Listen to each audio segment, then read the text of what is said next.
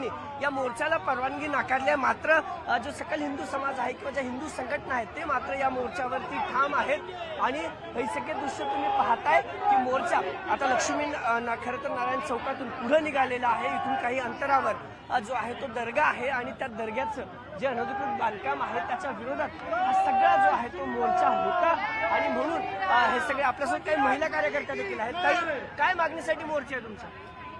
बजरंगी बलीची सगळीकडे मंदिरं बांधायची त्याच्यासाठी मागणी आहे। पुणे शहरात अनधिकृत दर्गे आहेत असं म्हणणं आहे तुमचं?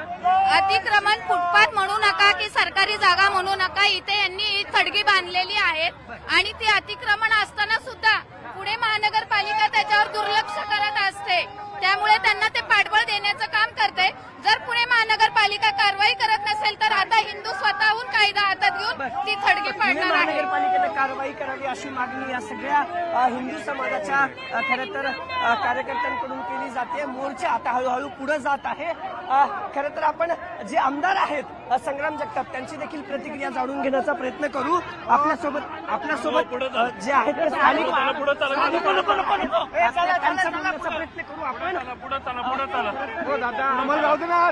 जे आमदार आहेत त्यांच्याशी बोलण्याचा प्रयत्न करणार आहोत। संग्राम दादा, 2 मिनिटं पुढे घे ना बाई।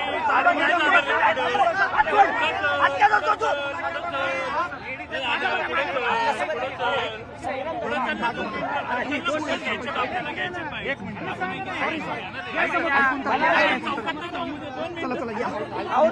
अरे पुढे तर चल, अरे पुढे असं नाही, तू काय